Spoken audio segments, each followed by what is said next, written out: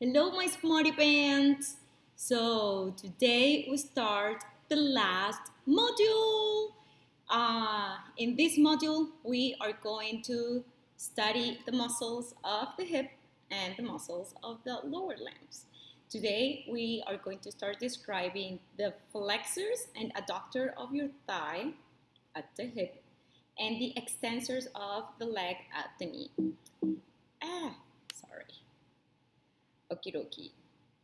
Again, I highly recommend to do your chart, and you're gonna find on Blackboard your list of muscles and the surface anatomy included in this part of the module. Now, do you remember this? Do you? Okay, remember that we have been explaining ever since we have been talking about muscles, that if a muscle crosses the joint anteriorly, it will flex. If it crosses the joint posteriorly, it will extend. If it crosses the joint laterally, it will abduct. And if it crosses the joint medially, it will adduct with two D's. This is true. I haven't lied to you. But this is true from your hip up, including the hip. The thing is that I hope you remember when we were describing muscles that when we were fetuses, our body twisted, right? And now on the lower limbs, okay, so the muscles of your thigh and the muscles of your legs are not flexors, are extensors. Okay, and of course the muscles of your thigh act on the knee, on your knee, and the muscles of your leg act on your ankle and distal joint. Okay, so this rule applies to all the joints in the upper limb and lower limb except the joints from the knee down. Okay, so we can say, as we said on the previous module, we said that all the muscles in the anterior aspect of the upper limbs were flexors. Well, in here we're gonna put it around, okay? All the muscles on the anterior aspect of your lower limbs are extensors, and all the muscles in your posterior aspect of the lower limbs are flexors, okay? Keep that in mind. Don't get confused, please. Okay, let's review. In this first video, I'm just going to talk about the general aspects of muscles of the hip and the lower limbs. So let's see the movements first. These are the movements at the hip joint, okay? So we're still on the hip. We're crossing the hip joint. The rule still applies, the old one. Okay, remember that the rule changes starting at your knee down. So in here, a muscle, and it makes sense, guys. Everything makes sense in here.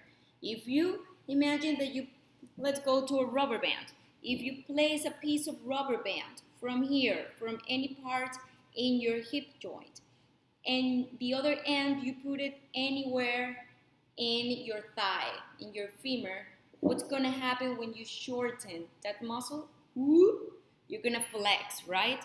You're gonna flex the thigh. And the same example can be used for the rest of the movements, okay? So it makes sense. Now, let's see flexion to review these movements. So flexion of the thigh is that, okay, you're reducing the angle between your abdomen or your trunk and your thigh.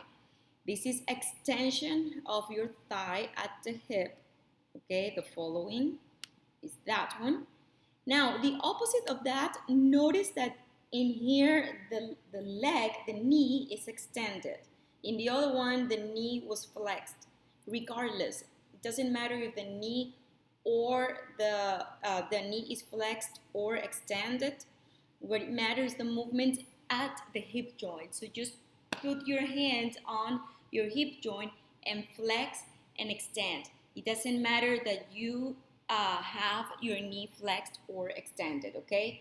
So walking when you while you're walking, moving your leg in, the leg that is in front is flexed, and the leg that is behind you is extended, in extended position or hyperextended. Remember, when you pass posteriorly the anatomical position plane, you can talk about hyperextension, but again, it's generally accepted to call that movement also only extension. Now, what else?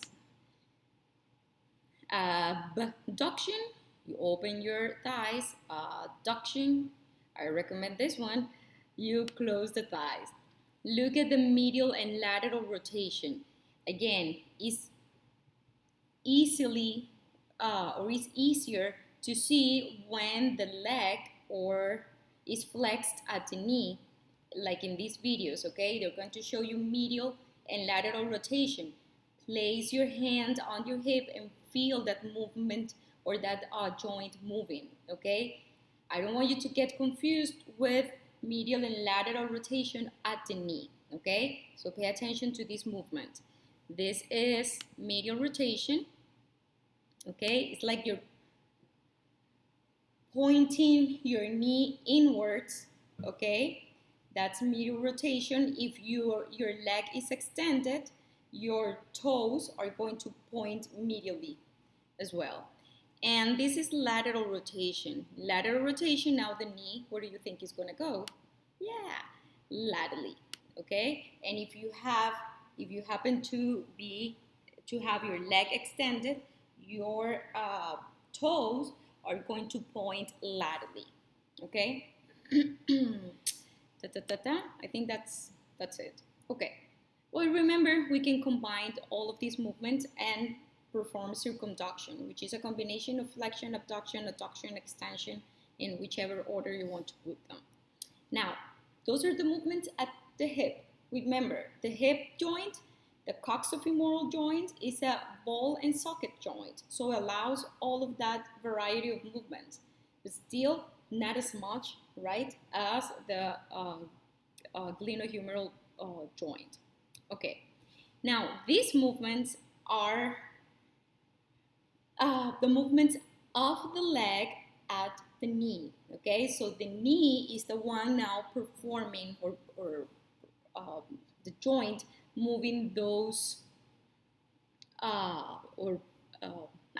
performing those movements. Okay, muscles crossing the knee joint. Now remember, the knee is a hinge joint, but it's a modified hinge joint. It's not a regular hinge joint. Regular hinge joint only allows movement in one plane, so there will be flexion and extension in here. But this one, since we have the meniscus, those pad of fibrocartilage described on previous chapters, it allows to subtle medial and lateral rotation. But this movement is very subtle, and it only works when we are unlocking the knee to move the knee from extended position to flexed position. Okay, so let's see those movements. This is flexion at the knee. Now, that's flexion of the knee. Where do you think, by logic, where you're going to put a muscle, okay, that crossing the knee joint can create that movement? Right, posteriorly, okay? So this is why our rule is changing now, because we rotate it, see? We flex in your upper limbs. Your flexion at the elbow is anteriorly, but the flexion at the knee is posteriorly in the lower limbs, okay? So these muscles, this group of muscles posterior to the femur, are the one in charge or responsible to flex the knee, okay? Look at the extension at the knee is when you go back to anatomical position. What did I do? Wait. I think I'm missing medial and lateral rotation. I'm sorry. So if you didn't understand that the first time, here is the flexion. The second time, extension. Now look at the medial rotation, how subtle it is. See? And this is happening at the knee, not at the hip.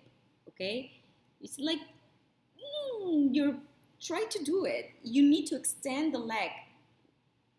That's the only way to do it. And you can uh, very sub, very, you know, the range of motion in here is very uh, low. And this is the lateral rotation at the knee. Okay, those are the 4 movements that we can perform at the knee. Now, what have we said so far? Muscles crossing the hip joint can move the thigh, right? We're going to move something that is distal to that because muscles pull, they never push. Muscles crossing the knee joint are going to move the leg. Imagine them, those little dolls, right? A marionette. And the muscles crossing the ankle are going to move the foot and the toes, okay? Or your feet and toes. Now, today we're going to concentrate in the muscles that cross the knee and the hip, specifically the one that crosses anteriorly these joints.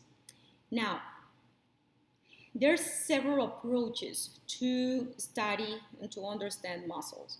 I have put the compartment approach in the PowerPoints in the class. You can group the muscles by actions. You can group them by innervations. You can group them by origins and insertions.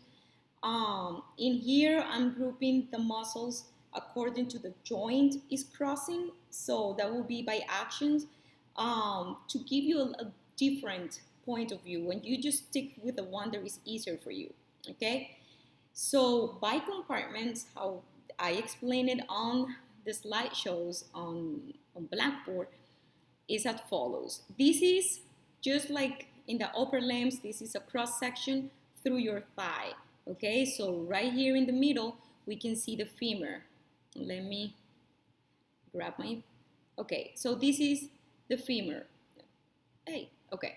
So muscles anterior to the femur, okay, which are form the anterior compartment of the thigh, and it consists mainly on the quadriceps femoris. But we're gonna find also in there the sartorius.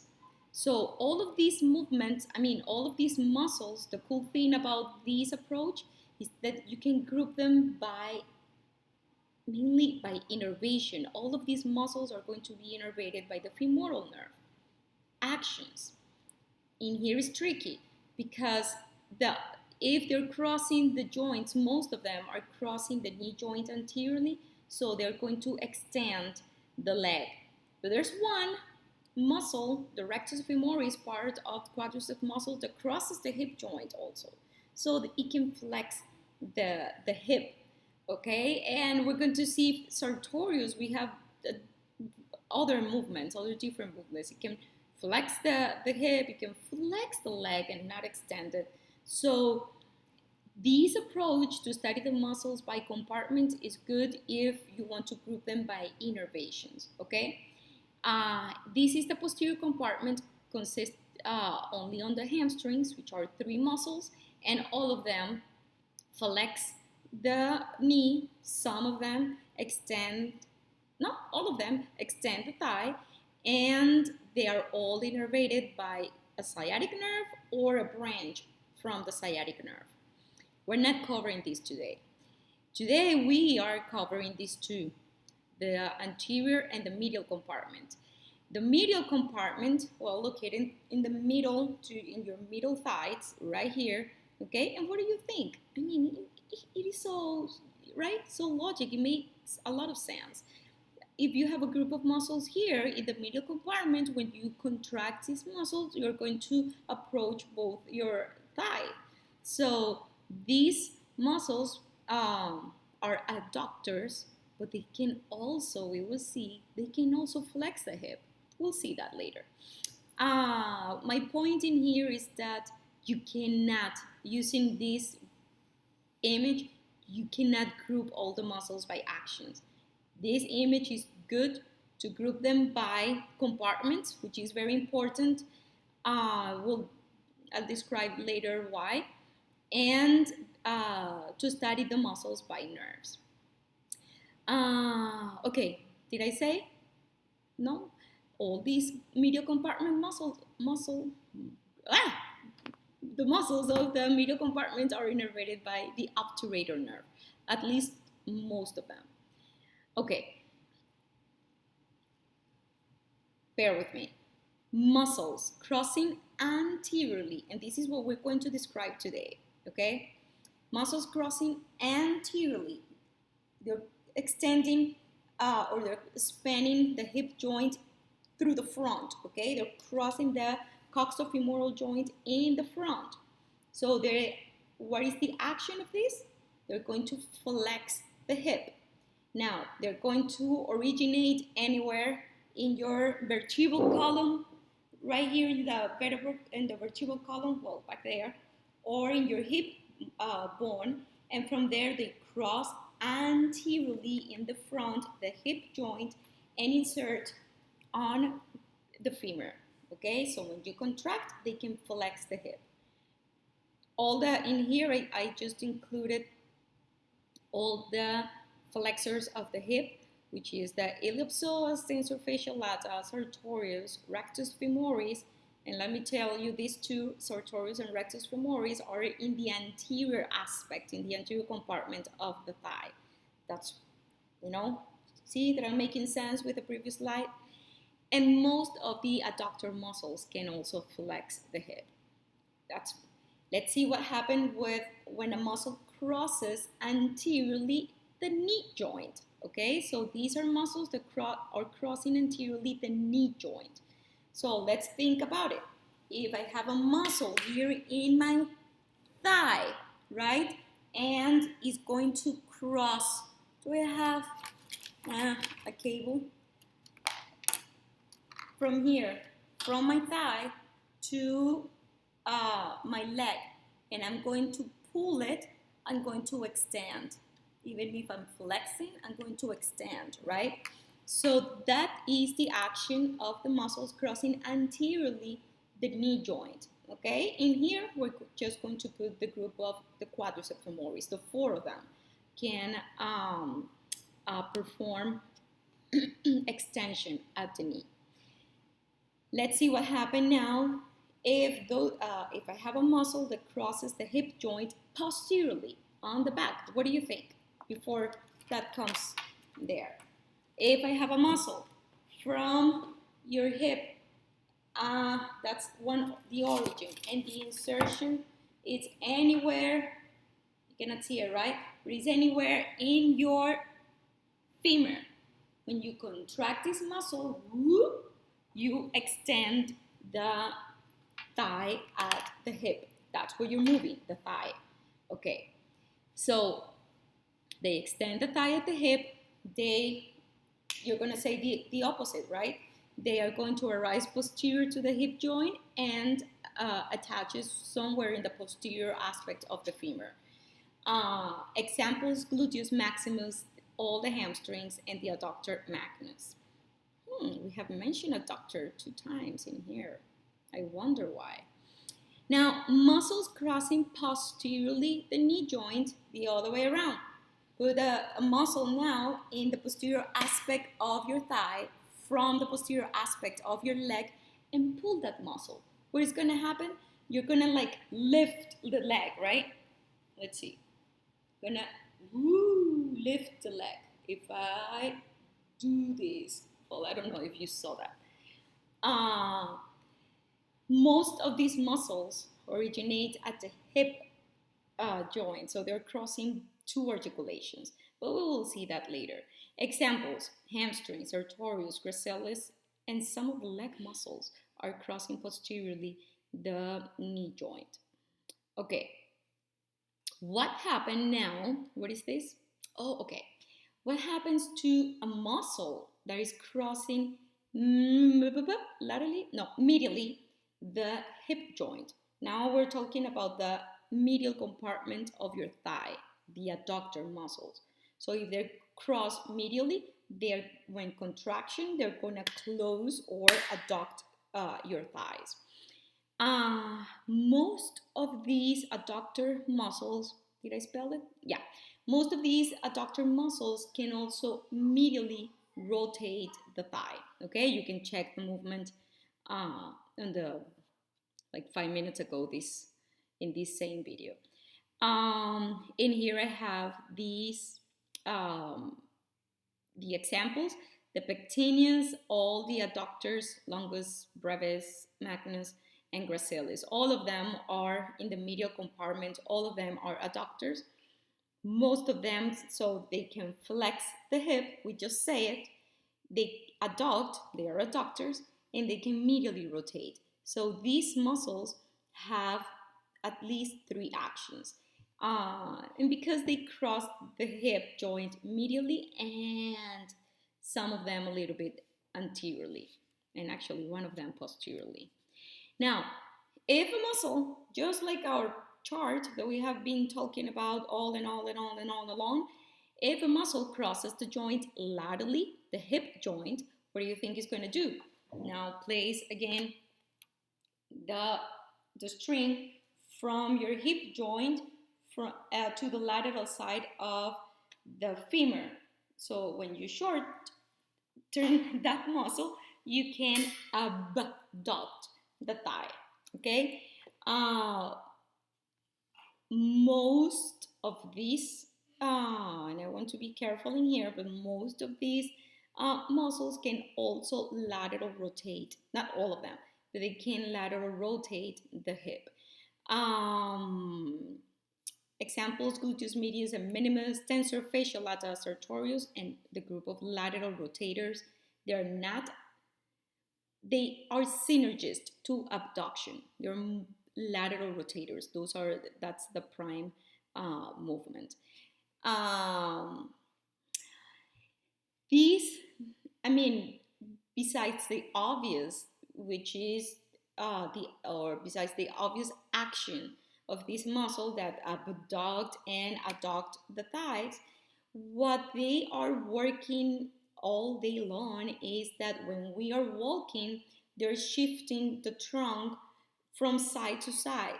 So in order to keep, to shift the weight of the body to the limb that is extended or is in the floor at that moment, okay? Just to keep our center of gravity aligned with that limb, with the limb that is on the floor.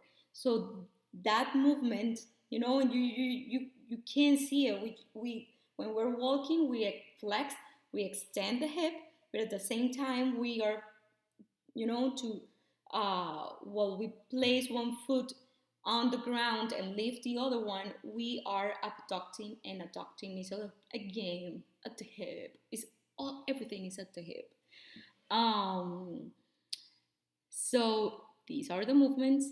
I highly recommend to you to watch these again if you need to. We are going to be using this same slide for when we're going to start describing next week the next group of muscles. So before going any further, please stop, review, replay this video if you need to. See you in the next Let's Start Describing These Muscles.